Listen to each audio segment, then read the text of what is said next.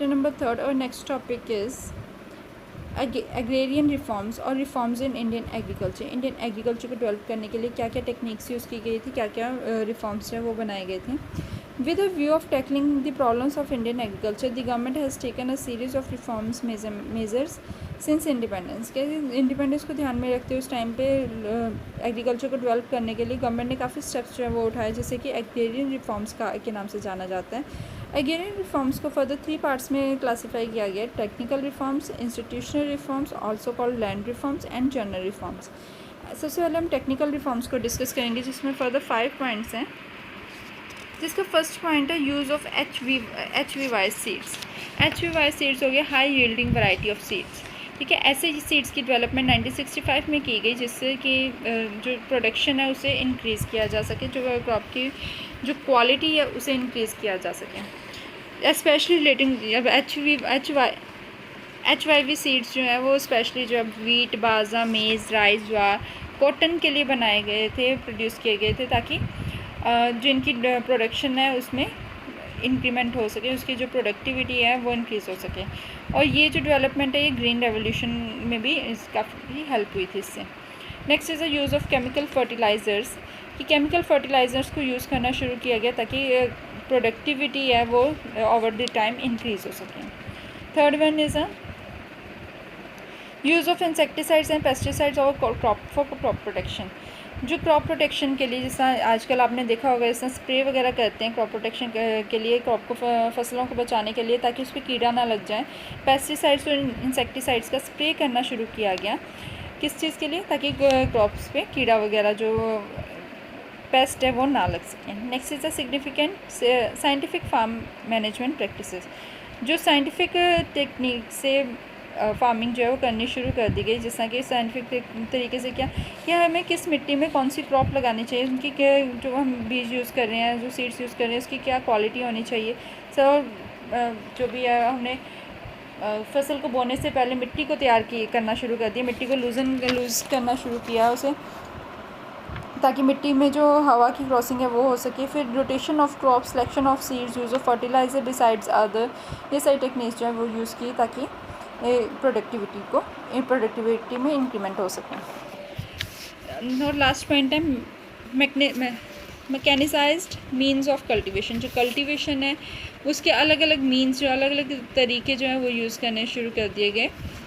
Several measures have been taken to spread over the mechanized mean of the cultivation। काफ़ी तरह से जो तरीके हैं वो यूज़ किए गए ताकि कल्टीवेशन जो है वो अच्छे से हो सके। Small farmers are buying to buy, जो छोटे फार्मर्स हैं जो एग्रीकल्चर मशीन्स नहीं यूज़ कर सकते, उन्हें क्रेडिट फैसिलिटी दी गई कोऑपरेटिव सोसाइटी की तरफ से या small and marginal farmers agencies की तरफ से, ताकि वो अपनी जो कल्टीवेशन है वो उसे प्रॉपर्ली कर सकें। नेक्स्ट इज़ इंस्टीट्यूशनल रिफॉर्म्स और land reforms.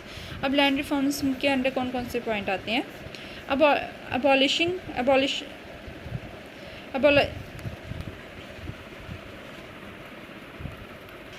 Abolition of intermediaries. जो इंटरमीडिएरीज हैं, जो कहते विचोले होते हैं, जो मीडिएटर्स होते हैं, उन्हें रिमूव करना शुरू किया, अबॉलिश करना शुरू किया, ताकि जो किसानों को जो भी वो फसल प्रोड्यूस कर रहे, जो भी क्रॉप प्रोड्यूस कर रहे हैं, उसका उनको सही रेट मिल सकें और वो अपनी प्रोडक्ट जो भी उन्होंने प्रोडक्टिविटी है उनकी वो डायरेक्टली गवर्नमेंट को सेल करें, ताकि आपस में जो बीच में मीडिएटर्स हैं जो प्रॉफिट अर्न करते हैं उनका प्रॉफिट जो है सीधा किसानों को मिल सके। Next is the regulation of rent. Rent को भी रेगुलेट किया गया कि एक्सप्लॉइट नहीं किया गया टेलर्स को, कि हद से ज़्यादा रेंट नहीं उनसे लिया गया, ताकि वो अपनी जो फसल है उस पर उन्हें सही अच्छे से जो रेंट है वो फिक्स कर दिया गया, ताकि उन्हें ज़्यादा खर्चा ना देना पड़े। Next is the consolidation of holdings. जो होल्डिंग्स उनकी बिखरी पड़ी थी, फ्रेगमेंटेड थी, उन्हें कंसोलिडेट किया गया। जिनके पास सपोज किसी पर्सन के पास 10 होल्डिंग्स हैं, एक यहाँ पे है, दूसरी यहाँ पे, तीसरी यहाँ पे, उसे क्या किया, इकट्ठा कर दिया गया एक जगह पे, उसकी सारी फसल को एक जगह पे कर दिया गया, ताकि उसके वो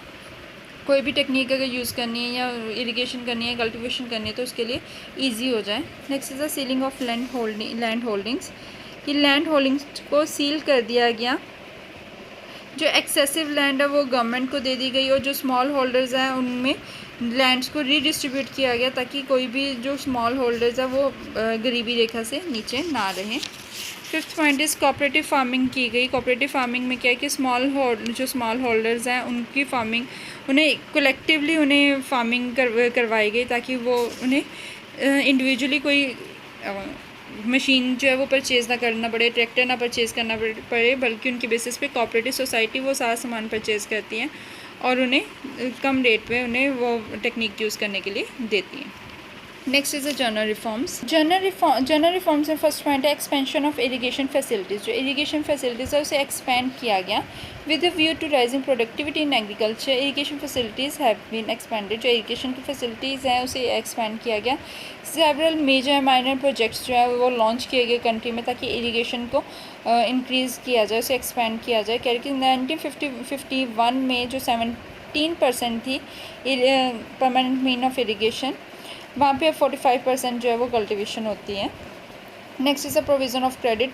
जो छोटे छोटे किसान हैं उन्हें क्रेडिट प्रोविज़न देनी शुरू कर दी गई। इनके लिए एग्रीकल्चर के लिए स्पेशल एक नया बैंक जो है वो तैयार किया गया, डेट इज़ अ नाबार्ड, जो कि स्पेशली एग्रीकल्चरल प्रोडक्ट्स के लिए, एग्रीकल्चर से रिलेटेड जो लोगों को क्रेडिट्स प्रोवाइड करते हैं, उधार प्रोवाइड करते हैं ताकि वो उन्हें जो अपनी फार्मिंग है वो ईज़िली कर सकें। इसके लिए रीजनल रूरल बैंक्स भी बनाए गए ताकि वो उन्हें फार्मर्स को जो क्रेडिट फैसिलिटी है वो भी प्रोवाइड की जा सके।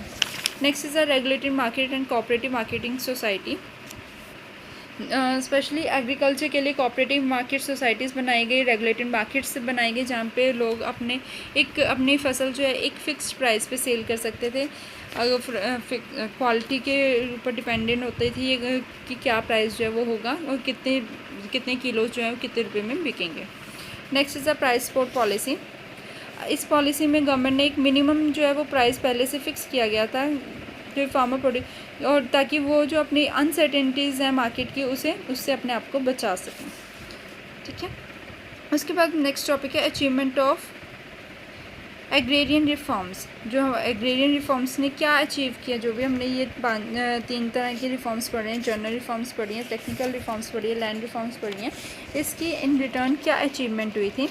Thanks to agrarian reforms, there has been a sustainable improvement in the Indian agriculture। कह रही है agrarian reforms की वजह से इंडिया की जो इंडियन एग्रीकल्चर है उसमें काफ़ी डेवलपमेंट हुई, काफ़ी इम्प्रूवमेंट हुई। From a backward and stagnant sector of economy, agriculture has emerged to be a developing sector of economy। कह रही है कि जो इकॉनमी एक बैकवर्ड इकॉनमी थी, स्टेगनेंट इकॉनमी थी, रुकी हुई इकॉनमी थी, पिछड़ी हुई इकॉनमी थी, एग्रीकल्चर की वजह से वो एक डेवलपिंग सेक्टर बन गया। इस अचीवमेंट्स को ग्रीन रेवोल्यूशन भी कहा जाता है।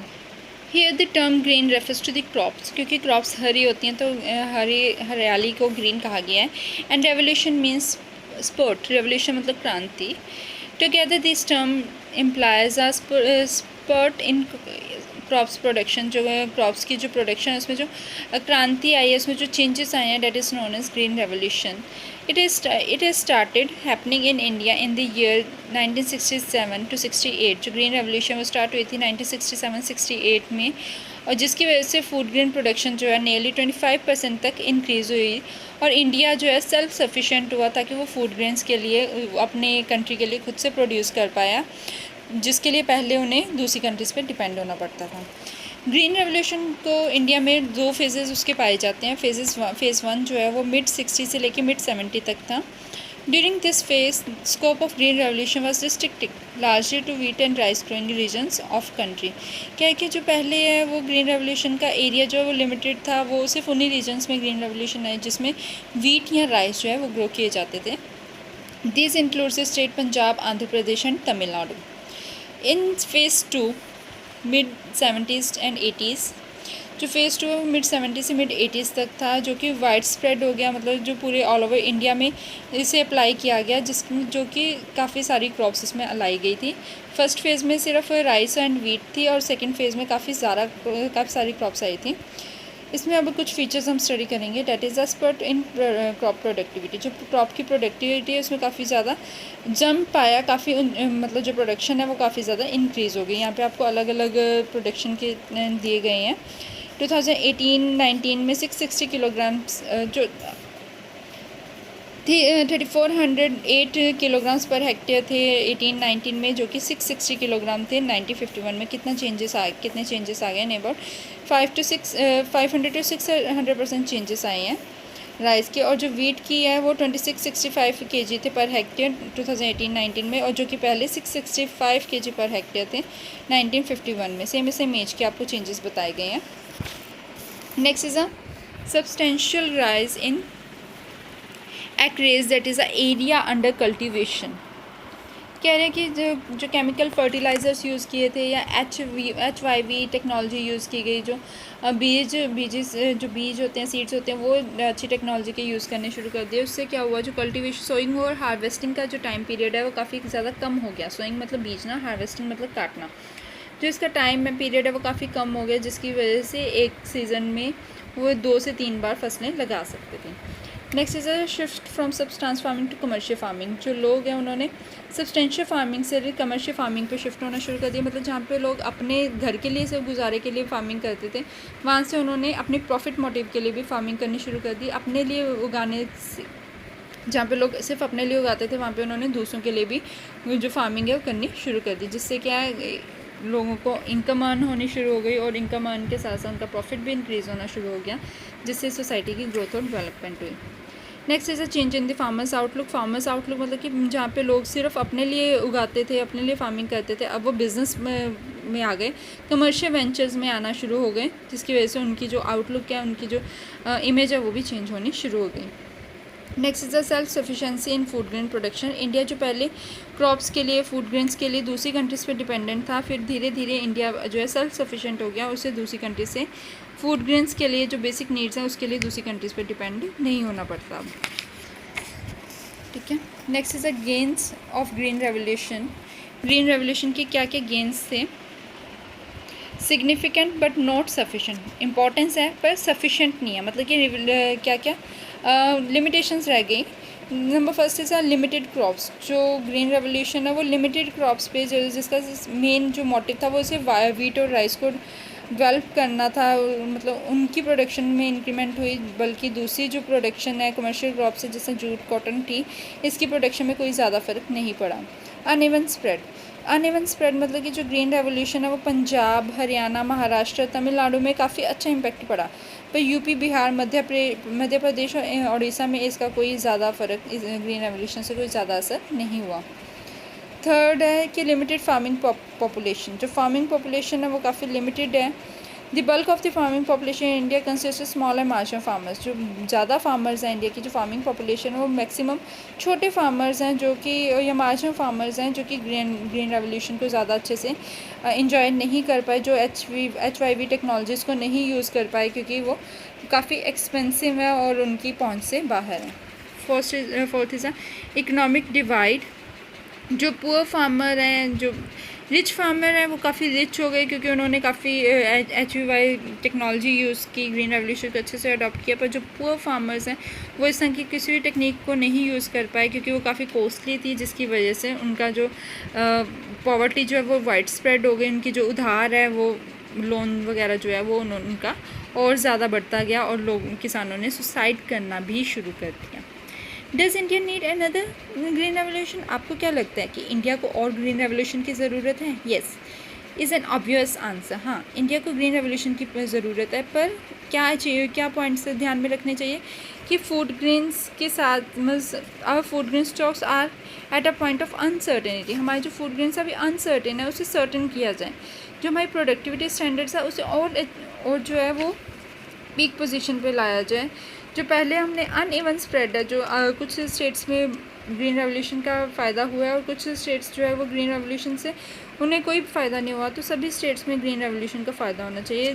इन सभी पॉइंट्स को ध्यान में रखते हुए जो हमारी लिमिटेशंस हैं उन्हें पॉजिटिव पॉइंट्स में कन्वर्ट करके हमने लिखना है, ताकि ग्रीन रेवोल्यूशन हमें इंडिया में चाहिए, जिससे हमारी जो ये लिमिटेशंस हैं उन्हें रिमूव किया जा सके। ओके, इसके साथ ही हमारा ये वाला चैप्टर जो है वो कंप्लीट होता है। You have to read this chapter, go through this chapter. You have to discuss and read this question answer, filling the blanks, match the columns. Whatever questions are given here, short questions, NCERT question, long questions. अगर आपको फिर भी कोई problem लगती है, you will discuss with me in your next Zoom meeting. Thank you.